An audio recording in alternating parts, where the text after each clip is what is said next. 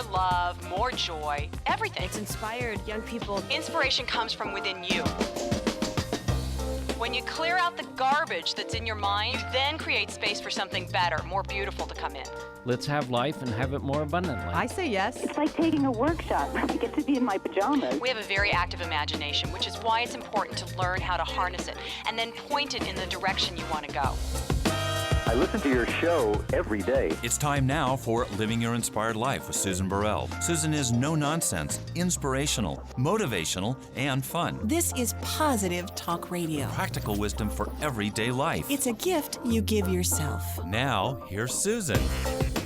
And welcome to Living Your Inspired Life. I'm Susan Burrell, and you are listening to News Talk 1590 KVTA. At the top of every show, I always invite listeners to revisit, or if you haven't visited, definitely go to the website, livingyourinspiredlife.org, and check out everything we've been doing over the last couple of years. Actually, longer than that. I think maybe I got 4 years worth of stuff there. But definitely check out the stuff in the last year, because we've just really up-leveled, and we've had some amazing conversations with people that are all over the spectrum of life, from all different kinds of walks. And so you might find some people there and conversations that you would never think you would have, and you'll be ignited and inspired just listening to them. So it's livingyourinspiredlife.org. So with that said, something came across my desk, and it, of course, caught my attention because it has to do with something that I'm dealing with in my personal life. And so I thought, well, you know what? Let's do this. So I've invited today's guest, who is Dr. Gil Kajiki, and he runs the Valley Thyroid Institute. Dr. Kajiki, thank you for joining us. Thank you so much. So I just want to give everybody your kind of short bio. So you're the founder of the Valley Thyroid Institute, and you've been a chiropractor for 30 years, yes? That's correct. And so the focus of the Thyroid Institute is to deal with thyroid issues and autoimmune disorders. Yes? Right. Mm-hmm. That's correct. Okay, so through functional medicine, not chiropractic. Okay, say it again. Through functional medicine, not chiropractic. Okay, so what is functional medicine? That's a good phrase. Okay, so functional medicine is the natural protocols that we use through lab testing and nutritional supplements, herbal, vitamin, mineral supplementations, and we get to the root cause of the problem that the person is having, not just go after the symptom. Okay, I really like that part, to get to the root cause. I can't even tell you, all my life I've been, I guess everybody has. All their lives they go and see a doctor, and I go with a set of symptoms, and the doctor gives me something just to mask it. Here's a pill, take this pill. And all my life I've been kind of a rebel, if you will. It kind of goes with my red hair. And so I like what you're doing. I like this idea of getting to the root cause, not just covering up the symptoms and getting the aches and pains out of the way, but you still got the thing that's causing the whole problem. Right. So, and then you deal with it with natural supplementation and I would imagine other things, which we'll talk about.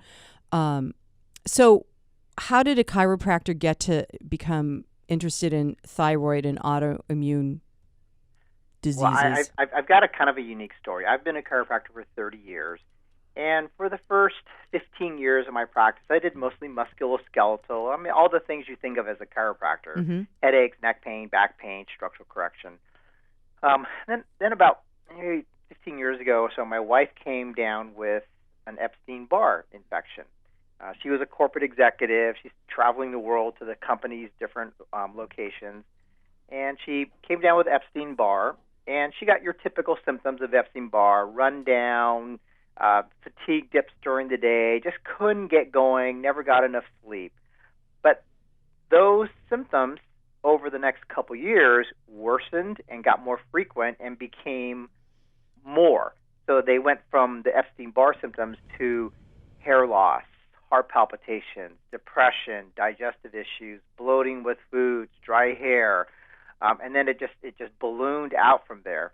And we'd been to a number of doctors throughout that 2 years, and I was a chiropractor. I treated necks and backs. I didn't know about this stuff. And all the doctors would tell her, well, this is stress. You have 2 teenage daughters, and you're a corporate executive. Of course, this is what's going on. Or your lab tests are all normal. Oh, and wow. After a couple years, even as a chiropractor, this not being my specialty, I kind of thought, how can this be normal? How can her lab test be normal and she still feels lousy? And how can this just be stress? I just don't buy that. I don't know. I didn't know what it was, but I just didn't buy it. And so as I started investigating a little bit more, I started studying functional medicine. And toward the end of the second year, her condition got so bad that she had to be put into the hospital with pneumonia the week good before grief. Christmas. That was awful. And I think you're in my area, right? She at West Hills Hospital. Yeah. So she got put in the hospital a week before Christmas, which is an awful time to be there. And I had done a blood test on her prior to her going in the hospital. Well, I got the blood test back. It had been maybe 2 days before Christmas, and I came back and I said, I went to the hospital and I said, I know what's wrong. I know what's wrong. You've got Hashimotos. You've got an autoimmune condition that's attacking your thyroid. Well, her doctor happened to be in the room at the time, and he looked at the test and he concurred. You're right. She has Hashimotos. I said, great. What do we do about it? And he said, well, we're going to give her thyroid medication.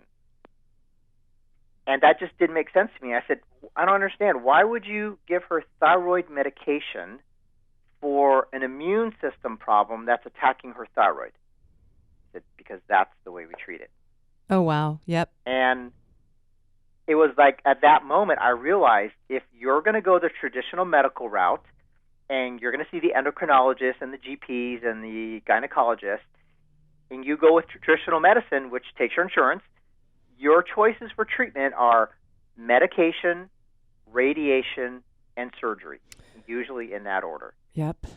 And neither of those were an option for us. So we took her out of the hospital. She was well enough to leave. Fired her doctor. He didn't know what he was doing. And I went on this voracious journey to learn about functional medicine and how to treat Hashimoto's, because no one was going to treat her other than me.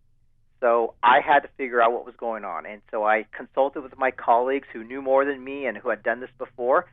And over the course of the next year and a half, she lost 50 pounds, her hair grew back, her depression completely went away. We reversed all of her thyroid symptoms. She never was ever on medication, and still to this day she's not on medication. And we did this all through natural functional medicine. And we realized that she couldn't be the only one. There's got to be more people. Oh, my gosh. I can't even tell you And it seems, well, I have a group of friends, all women, right? This group of friends. And I would say out of 8 of us, half of us have some sort of thyroid issue. Right. And so I don't know if that's typical for women or if it's just typical for stress in our society. Well, 9 out of 10 cases of thyroid dysfunction are women. Okay. So I don't know why that is. That's just kind of the numbers. But that's how a chiropractor got into treating Hashimoto's and autoimmune. And so from that point forward, we started gradually working our practice towards just thyroid and autoimmune-related conditions. And we got really good at it, and we know how to take care of even the most difficult cases. So, Dr. Kajiki, in the story you just told us about your wife, so it sounds like all her symptomology went away. So are you also saying that she no longer has Hashimoto's? No, I'm saying she's pretty much asymptomatic. Now, this is my opinion here, is that once you have an autoimmune condition, mm-hmm. you do not cure it. Autoimmune conditions are not cured. They are managed and controlled. Mm-hmm. I mean, once you flip on the gene to get this autoimmune, you don't cure that. It's not like a broken bone where you get rid of it and it's cured. So I tell my patients, don't mistake lack of symptoms for lack of problem. You still have the symptoms. And if you go back to the lousy diet and the poor stress management and the lousy lifestyles that you lead, expect this disease to come roaring back. Okay, good enough. How do people... All right, so I've been diagnosed with this Hashimoto's thing, and when and I've been in a high stress life for especially the last 10 years with all sorts of things. Right. And then when I had this diagnosis a couple of years ago, my doctor said, look, this is what's showing up in the blood, but I know you, and I know that you will be able to handle this and be healthy. And consequently, I wasn't handling it, and I just got sicker. And everybody kept saying, you have an autoimmune disorder. And I'm like, I don't know what that means. I'm just going to go live my life. I don't know what that means, So what does that mean? It means that you become... does it mean that you get different diagnosis, like your wife had Epstein-Barr and... Close. You got kind of a little bit of everything. If you have an autoimmune, it means that your own immune system is now mistakenly attacking some tissue in your body. So if you have Hashimotos, your own immune system is attacking your thyroid. It starts destroying thyroid tissue that you never, ever get back again. So it's like a flesh-eating bacteria. It starts destroying that tissue. So if you've got autoimmune diabetes, they call it type 1 diabetes. It destroys your pancreas. If you have a psoriatic arthritis, it attacks your joints and your skin. If you have Crohn's, it attacks your colon. So these are all autoimmune. They're all immune system problems, primarily attacking different body parts. So I'm a type 1 diabetic too, Gil. So it's interesting, and that came first, chicken or the egg. And it's interesting because at that point when I would never heard autoimmune, I just heard, oh, you're diabetic. I'm like, oh, okay. Right.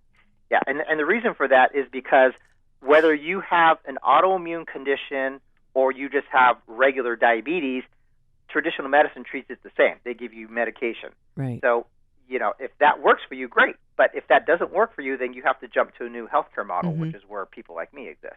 Well, and I'm so grateful that you exist. I am really grateful that you exist. Because one of the things I talk about a lot, and I really believe, but I talk about on Living Your Inspired Life, is to become consciously aware of how you want to live your life, and that we're all at choice. And my life over the last 30 years has really been about taking responsibility and being self-motivated to take responsibility for my health or my wealth or my relationship or whatever it is. And this sounds like you provide that for people that don't want to go the traditional route.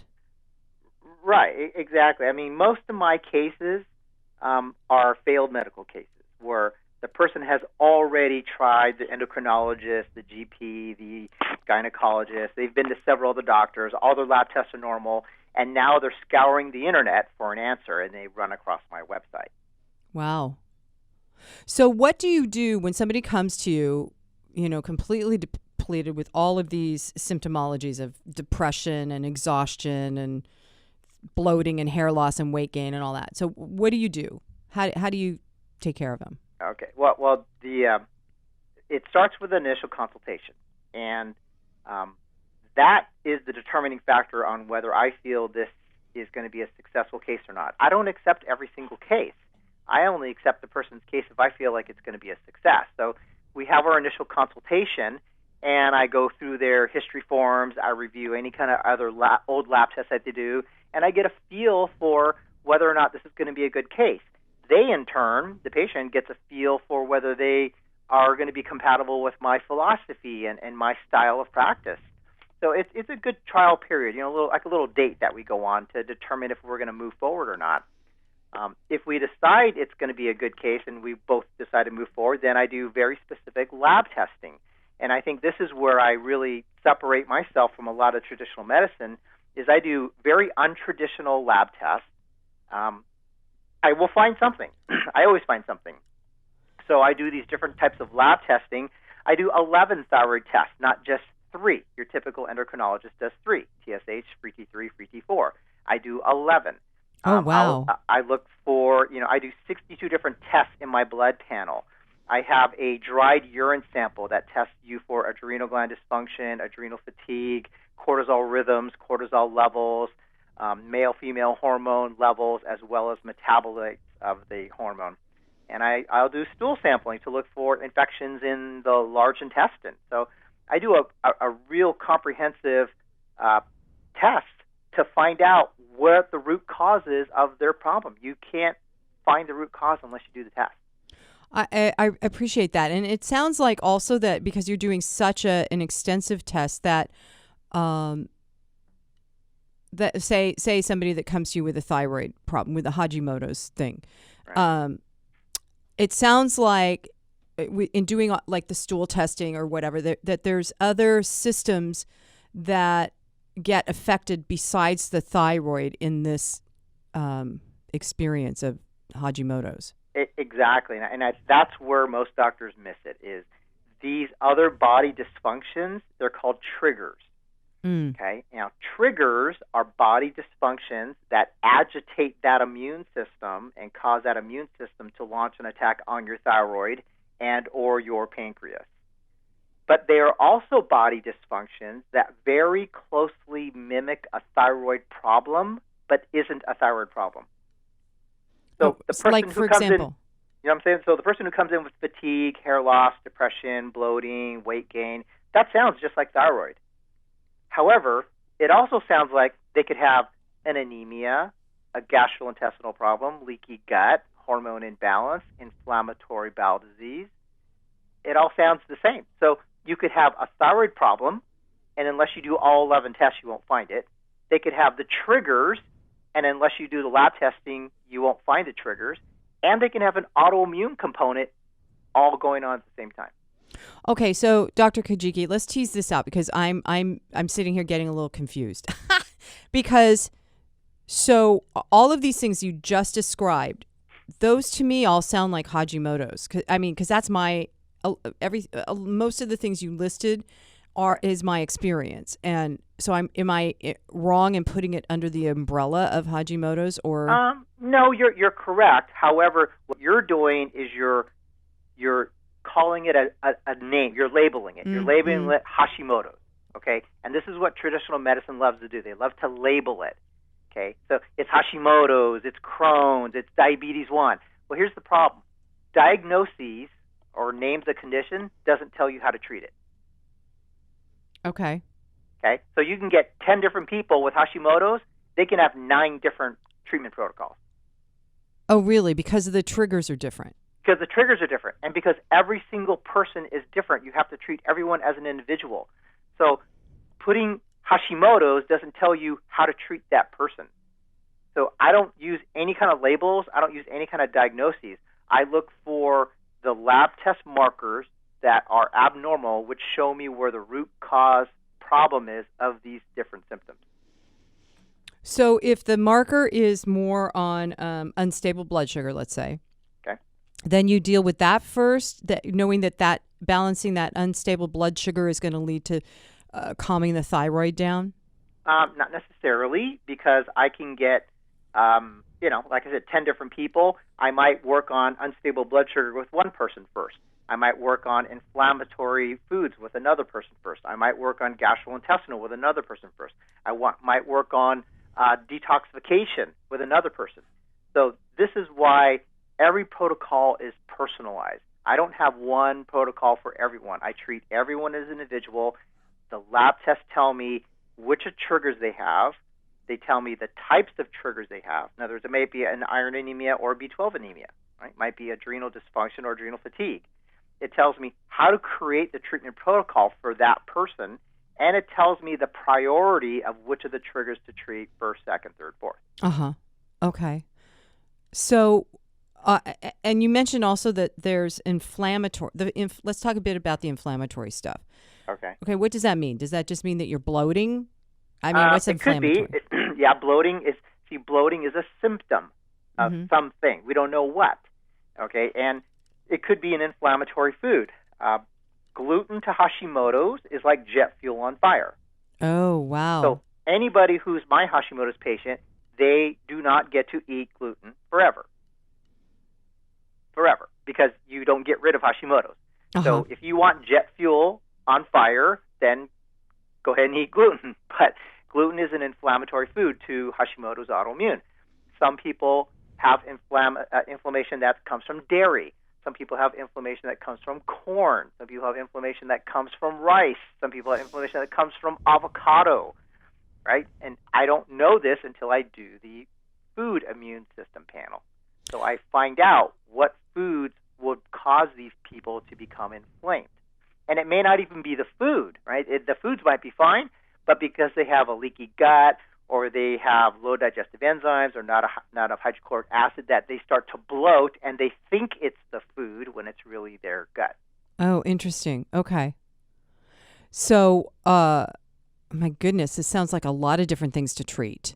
It is a lot of different things to treat. That's why you can't just go to the endocrinologist and get a pill and make it magically go away. Believe me, I've been there, done that, and it hasn't. So that's why it doesn't work. So when somebody comes to you, then they need to be willing and ready to kind of hunker down and really sort through their lifestyle and make some definite changes. Yeah, absolutely. Those are the people who are the best candidates for my care. Is they need to be willing and ready to make changes in their diet, in their lifestyle, in the way they handle their eating. And I'm telling it's a lot of work, but if you do it, it's worth it. But you have to understand as a patient that what got you to where you are today, if you're having these problems, you have to change those things. Otherwise, you're going to keep on experiencing the same thing. And it just gets worse. It just gets worse. Yeah, autoimmune doesn't get better with time. It gets worse. Right. And 40% of the time, 40 to 70% of the time, if you have one autoimmune condition, you also have another, just like you. You started with diabetes 1, also progressed into Hashimoto's. Yeah, that was a little confronting when I heard you say that. So let's just pop this in right now. You have a DVD set that people can get, right, to right. learn all about this. I was able to watch some of it, and I learned a ton. And I've been seeing my doctors, and they've been trying to explain it to me. But just in watching a couple of your DVDs, I was like, oh, that's what they mean. Yeah, we tried to create this DVD series to make it very patient-friendly. Well, I got to tell you, I'm a patient, and it's friendly. Good.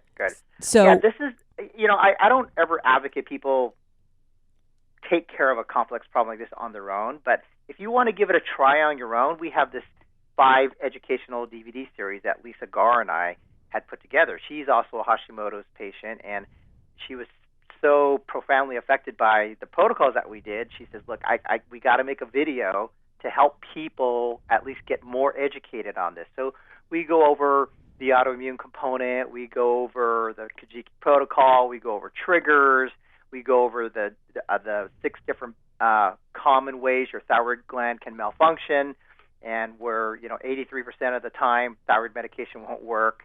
And we go over lab testing, functional lab testing versus traditional lab testing. And how, if somebody wants to investigate that, how do they find your DVD? I have a link that they can go to. I will email you the link, and you could put it on your blog or your site when you announce the show. Yeah, I'll be sure to get that to you. Okay. So everybody, you're going to have to go to the website, livingyourinspiredlife.org, to link to Dr. Kajari's site. So now let's go back to this common patterns. You said there's 6 common things that affect your thyroid or start to make it malfunction. Right. So there's 6 common patterns that the thyroid can malfunction. There are more than 6, but there are 6 most common ones. Only one of those patterns does thyroid medication respond to. Oh, really? Only one. So that means there's an 83% chance that if you're taking medication as a sole therapy for your condition, it's not going to work. And there's only a 17% chance that it will work. So for those of you who are on medication and it's not working, it's because you don't have one of those. You don't have that one pattern. You have a combination of the other 5 patterns. So what are the patterns? Well, there is underconversion of the T4, T3. Uh-huh. There's overconversion of the T4, T3. There's the thyroid binding globulin dysfunction, which is like a taxi cab for your thyroid hormone. And if you don't have enough of these taxi cabs, or you have too many of these taxi cabs, your thyroid hormone can't get transported to other parts of your body. And then you've got thyroid overconversion, or thyroid receptor resistance. Means that you've been taking the thyroid medication for so long that it's not even effective on your cells. Okay. Now, and the blood test will reveal these things. If you do all 11 of those thyroid tests. Okay. But now, your traditional doctor will not. Right. So let's rewind just a little bit and talk to me, staying on these patterns, talk to me about the T3, T4, and the uptake and the over whatever you said. Okay. Okay. So your thyroid gland mostly produces T4, okay, which is an inactive form of thyroid hormone. And 93% of what your thyroid produces is T4. It's inactive, so it's kind of useless, just kind of moves around the body. But what happens is it gets activated in primarily your liver and your gut and other tissues in the body. Okay, so it goes from an inactive form to an active form. Well, this is what they call a conversion. It converts from T4 to T3. T3 is the active form. So this is the one that really counts. Right, so T4 is the raw materials. T3 is the one that really counts because that's the one that makes the body work. Well, you can have this under-conversion problem. So you have enough raw materials, but you don't convert it into the active hormone. And because that primarily occurs in the liver and the gut, that's a big dysfunction. Now, I can tell you that almost every thyroid patient that I have has some kind of gut dysfunction. Burping, bloating, gas, abnormal stool movements, constipation, loose stools. Almost every person has some degree of gastrointestinal disorder. And so because of that, they're having problems converting that T4 into T3. So their lab test, TSH, T4, comes out normal, but they still have thyroid symptoms. I see. And then one of the protocols would be to change your diet so that you don't have that going on? Well, diet could be one of them, right? You could have an infection in your gut. You can change your diet all you want, but you're not going to get rid of that infection that way. Oh. Right? Another one could be that you have low digestive enzymes, right? So you don't have enough enzymes to process your food. Or one of the most common ones is that you're low on hydrochloric acid. And so people have this GERD, acid reflux kind of feeling, and what they do is they go to their doctor, and the doctor gives them a proton pump inhibitor like Nexus or Prilosec.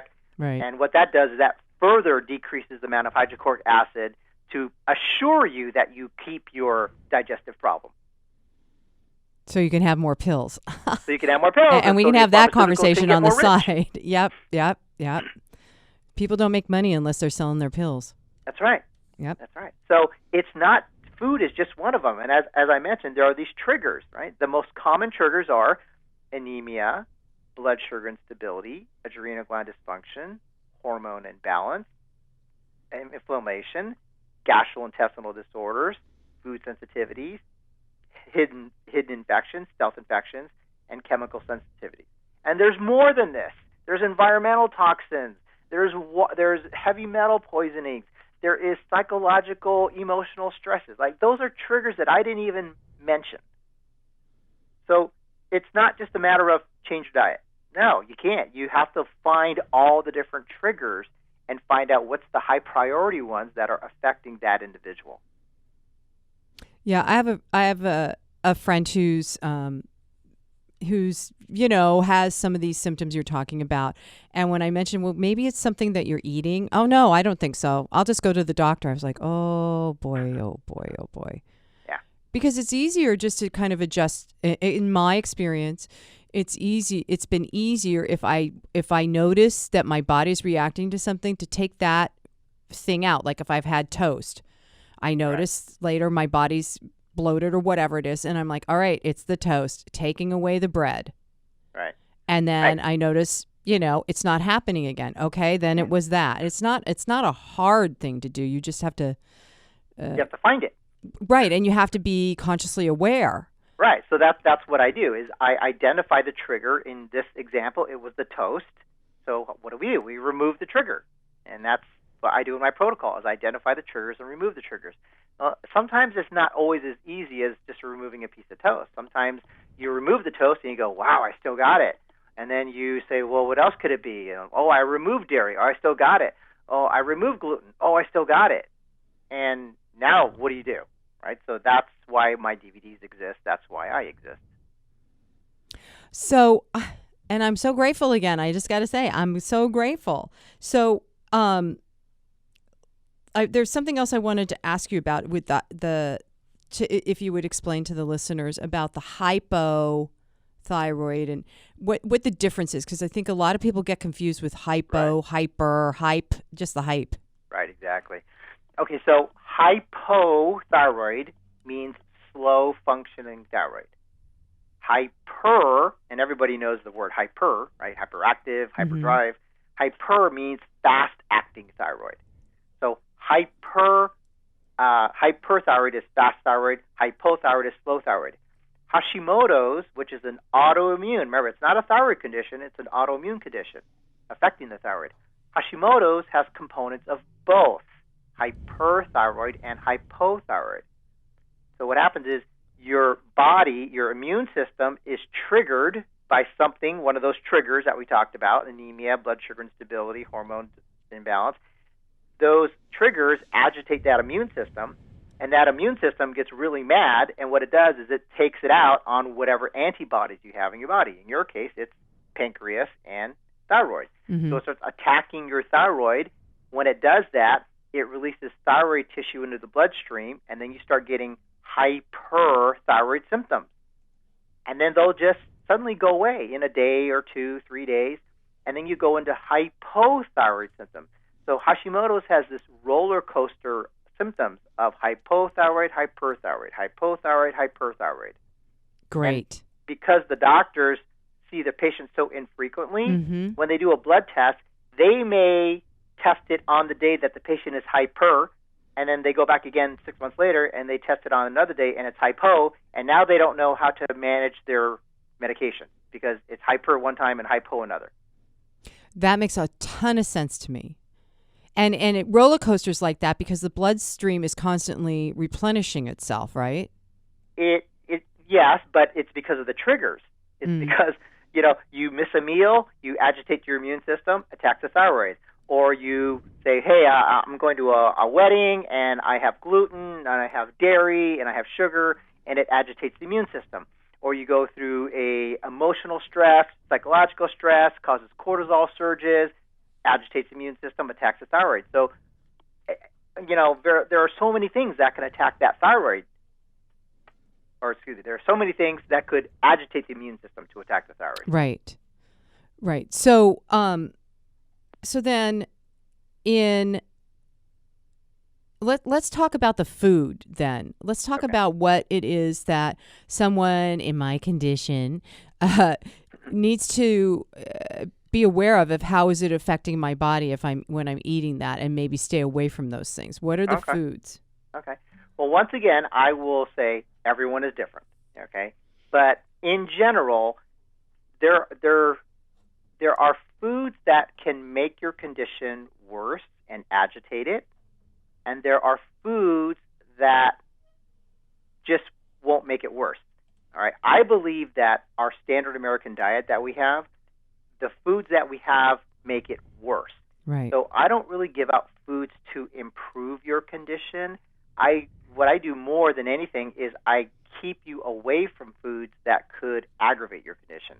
And the primary ones, and this isn't everyone, this is once again individualized and there's testing for it, but the big ones are gluten, soy, yeast, dairy, eggs, corn, rice, beans, potatoes, lentils, quinoa, coffee, okay? With testing, I found there are people who are sensitive to cooked chicken, to avocados, to shrimp, to pork, to Brussels sprouts, to broccoli. A lot of foods you think are so safe, some people are sensitive to. And unless I would have done that immune system food testing, I would never have known that. So I noticed you mentioned coffee. Now, that tends to be the go-to when people are anemic and tired, not knowing that they are anemic. Right. I mean, Which is, once again, you're not going to the root cause of the problem. You're just trying to put a Band-Aid on it. right. Just get me through my day, doctor. That's Yeah, it. which is fine if you did it for one day, but people don't do it for one day. They do it for months and years. Right. Right. And because the general population confuses common for normal. So they think it's normal to be tired in the morning and need coffee for the pick-me-up. They think it's normal to be tired after lunch and get your afternoon frappuccino pick-me-up. It's not normal. It's common. Ha!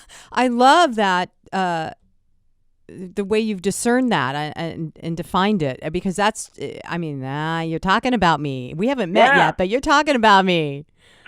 Because that's just exactly because what I do. everyone else has it, that doesn't mean it's normal, right? Cancer is common. It's not normal. Right, right.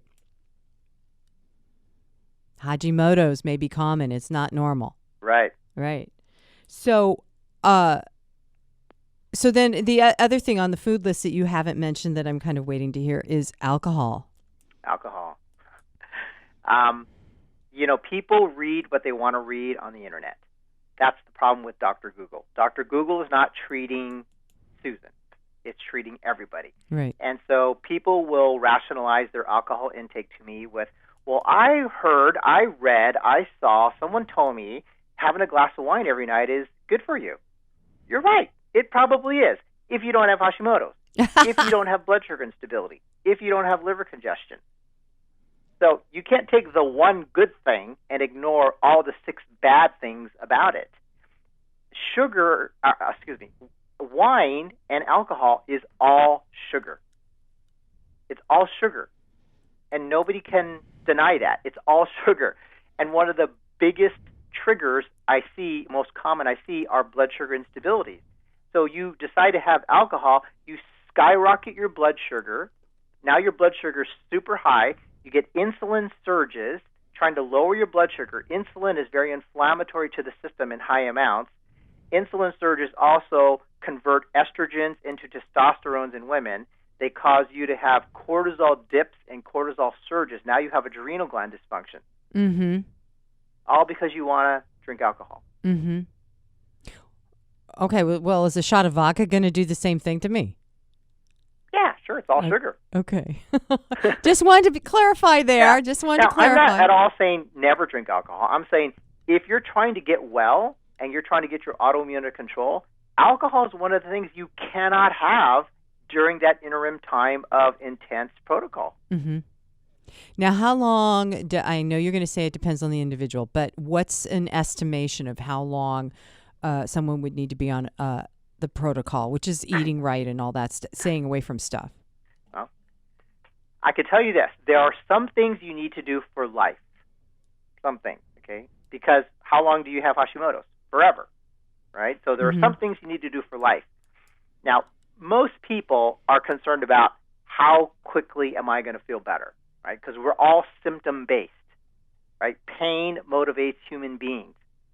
So when we're in discomfort, when we have depression and fatigue and brain fog and digestive issues, that's pain. So we are motivated by that.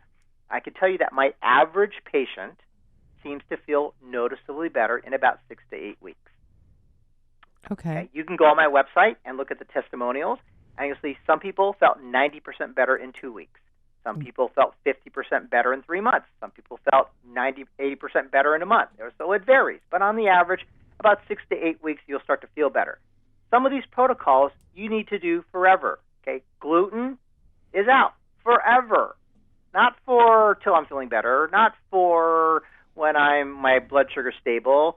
Not for when I'm feeling like I'm at my best. Forever. Gluten's out forever. So that's a lifestyle change you have to adapt to. You probably should eat more than 3 meals a day forever. Okay. Typically, with these blood sugar dips and surges, 3 meals a day is not enough. You have to eat more meals than that. Right. So and you're advocating six or seven.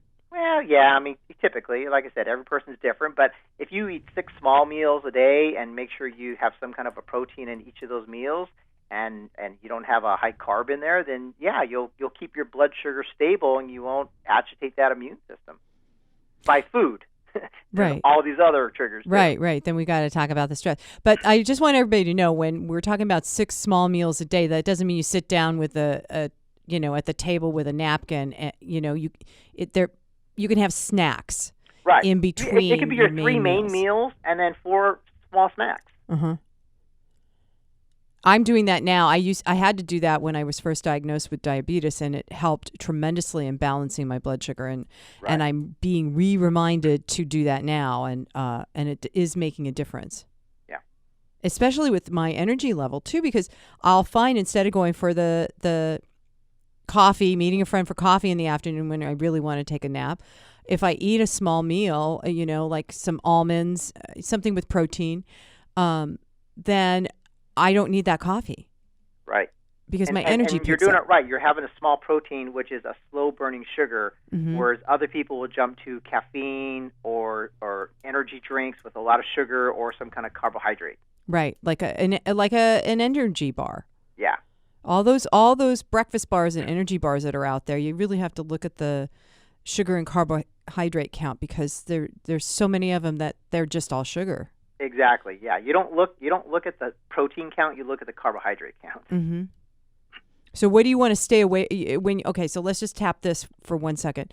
When you're looking at the carbohydrate count, how low do you want your carbohydrate if you have to pick up one of those bars? Well, I don't know that there's a number. Okay, but what I would tell people is this: do the math. Okay, when you look at the label, okay, 4 grams of carbohydrates is equivalent to 1 teaspoon of sugar. Oh, that's a good calculation. Okay. And now you have to look at the serving size. Mm-hmm. You'll notice a lot of these drinks and bars, they have 2 servings per package. So you think you're getting like, oh, I'm only getting 2 teaspoons of sugar, or I'm only getting 15 grams of carbs. Well, you forgot to read that there's 2 servings per. And how many people eat only half or drink only half? Right. Right? So now you have to double it up. Now it became, acceptable to not good.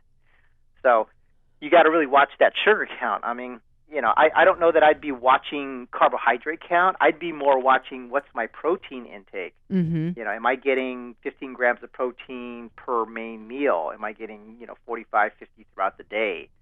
And if you're staying on some de-inflammatory foods, then really you're not even concerned about the carbs, because the best foods are the ones without labels. Right? Lettuce doesn't come with an ingredient list. Cucumbers don't come with an ingredient list. Right. So you're talking about whole foods, natural foods. Yeah, and you're supposed to have, right? And that's part of a lifestyle change, right? If you're picking up a protein bar or an energy drink, that's a lifestyle you have chosen to live, and you're going to pay some consequences for that. Yeah, and our nutrition really comes from the whole foods and the natural foods, and then the body can metabolize it much better than the stuff that's in a wrapper. Absolutely. Yeah. I mean, it just doesn't make any sense at all to be on a natural protocol and then having that kind of energy to put into your body. Can you explain a little bit about the dairy, staying away from dairy? Because I know some people that stay away from dairy because they have postnasal drip, but why the dairy? And can I, instead of having cow cheese, can I have sheep cheese? Yeah, that's possible. I mean, cows, the dairy itself, now you have to deal with the antibiotics and the hormones, so you have to think about that. Right. And is the cow grass-fed or not? But the biggest issue with dairy is that dairy is called a gluten cross-reacting protein. Okay? A gluten cross-reacting protein. Okay. Which means that the molecular structure of dairy is so close to gluten that in some people's body, their body treats dairy like gluten. And it will cause the autoimmune attack on your thyroid gland. It'll cause the inflammation just as if it really was gluten in your body. Wow, I never heard that explanation. That makes a lot of sense. Is that the same with eggs? Why do you got to stay away from eggs? I mean, eggs same seem thing. pretty Well, healthy. I mean, that's not the reason why, but that's a reason why, is that egg is a gluten cross-reacting protein as well. And we've got a panel of tests that we do that we have the 24 most common gluten cross-reacting proteins that are out there. And, of course, dairy, eggs, corn, rice, beans, potatoes, rye, those are all on that list. Mm-hmm. Okay, what about sweet potatoes? Because sweet potatoes, even though the second half is potato, it doesn't necessarily have the same components as a potato. You're right. Sweet potato is a root. Uh-huh. It's not a tuber like a white potato. It's called a tuber. Uh-huh. But sweet potato, just because you can eat it, that doesn't mean that you can have all you want. And like I said, you still may be one of those people that flare up to sweet potatoes. You don't know. But you got to watch the carb count in sweet potatoes as well. Right, because the sugar, because it'll convert to sugar, yeah. which causes then you do the roller coaster again with the blood sugar, and right. and you create more triggers. Yeah, so I can't tell you how many times I do so many of these different radio interviews, and the question always comes is like, what should people eat? Hey, you know what? What color looks the best on you? Right? It varies. Right? It varies from person to person. So I will never ever give a blanket statement diet, which is what bugs me about these doctors that write these books and say, eat this diet, mm-hmm. or they say, take this supplement. It's different for everybody.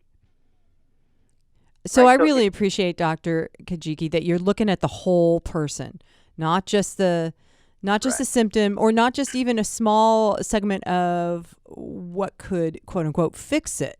That you look at the whole person. So let's talk about the rest of the lifestyle shift of like stress. Everybody's talking about, if I just was less stressful. I mean, I've had my doctor say, could you just get rid of the stress? Well, if I knew how to get rid of the stress, I would have done it years ago. Right. Yeah, and stress is something we're never going to get away from. Right? We're never, ever going to get away from stress. But keep in mind, stress is not just emotional and psychological. Stress is chemical, stress is physical, stress is physiological, right? Missing a meal, that's blood sugar stress, okay? Having bloating when you're eating foods, that's gastrointestinal inflammatory digestive stress. So there are a lot of stresses that are under control. There are a lot of stresses that are not under control. It's not so much the stress that you deal with, it's how your brain interprets the stress. Oh.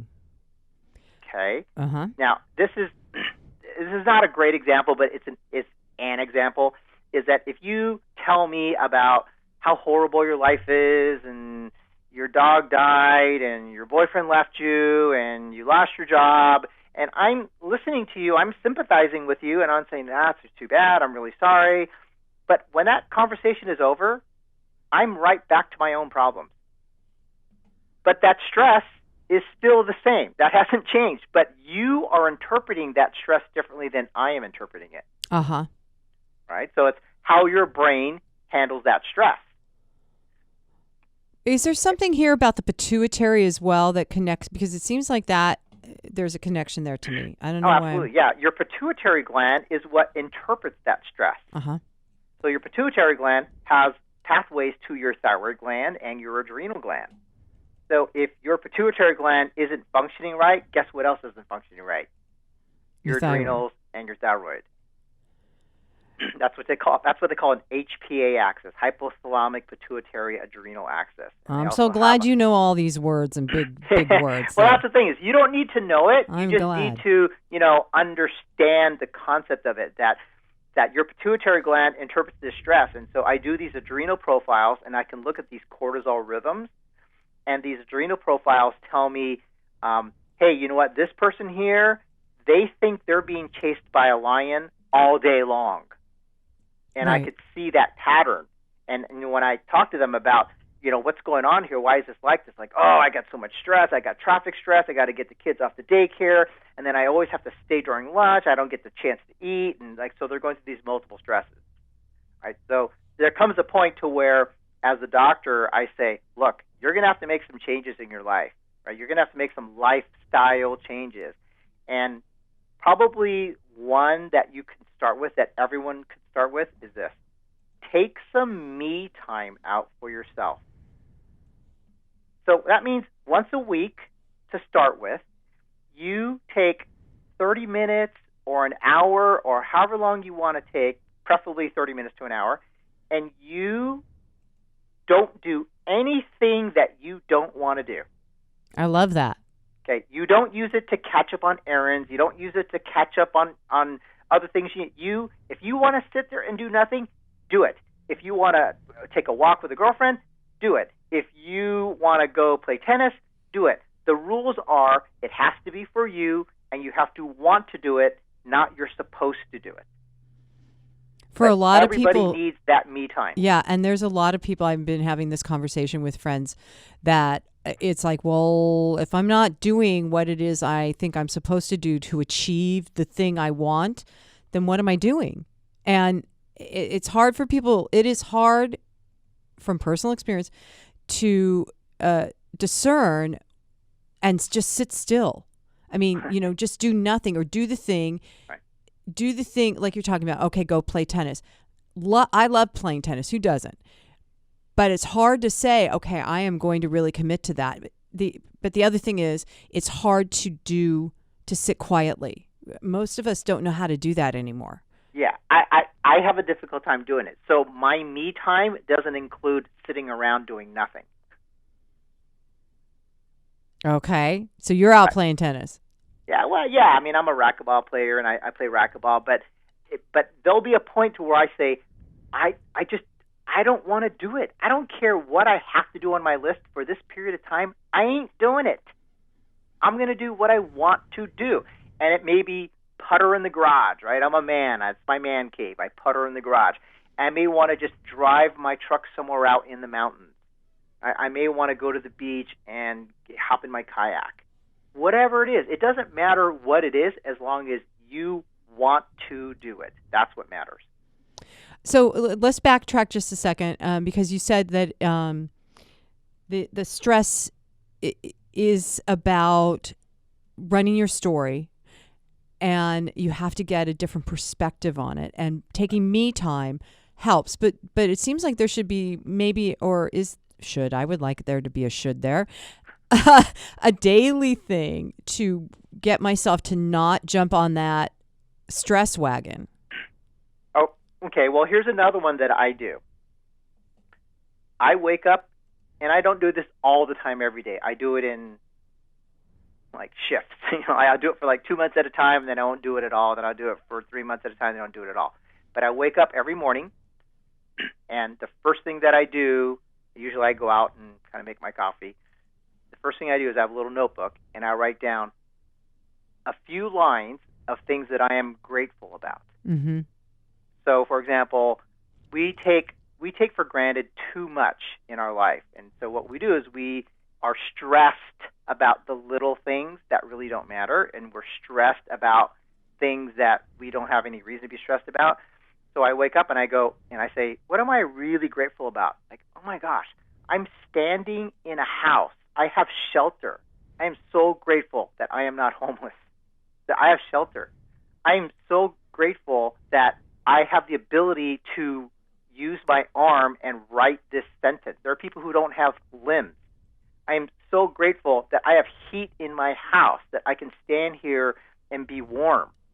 And so when you think about those kinds of things that you're grateful for, and you think about the things that you're stressed about, they pale in comparison to what you're really stressed about. Yeah, and part of it is then in those, in writing a gratitude list or taking time just to be kind of slow and quiet, or it begins to rewire the neural synapses in our brain so that it becomes our more go-to thing. Yeah, of calm, become more and neuroplastic relaxed. that way. Right. Yeah, right. And so instead of complaining or being stressed about your job, be grateful you even have one. Right.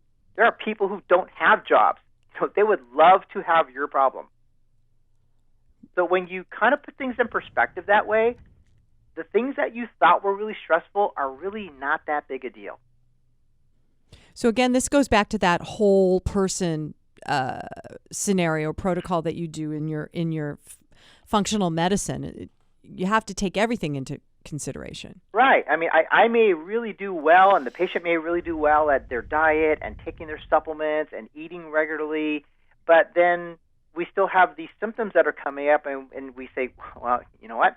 Now we have to deal with maybe the triggers that aren't on the list, and we have to deal with psychological issues or emotional issues. And I'll suggest hypnotherapy, or I'll suggest a psychologist, or I'll suggest some kind of an exercise program. And like I said, I do what I need to do to help this person get past these triggers.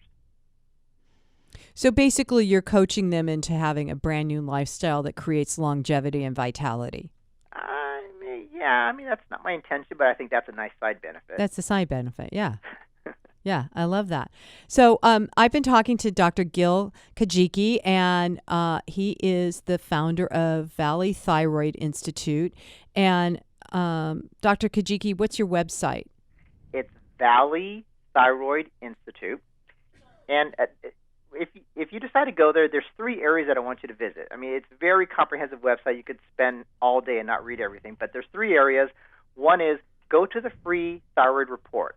And you just put in your name and your email, and we will immediately send you a link to an 11-page thyroid report, which goes over all the triggers, the autoimmune component of it, the 6 different ways that your thyroid can malfunction.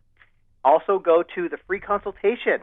I mean, get a 15-minute free consultation with me. I can work with anybody in the world. You don't have to go to my office. I can work with you by phone or by Skype. That's huge. That 15 minutes gives you an opportunity to get a feel for me, get a feel for my style, my philosophy. It really lets us see if there's a good fit, and it lets me know if there's a good, chance for you to have a good case.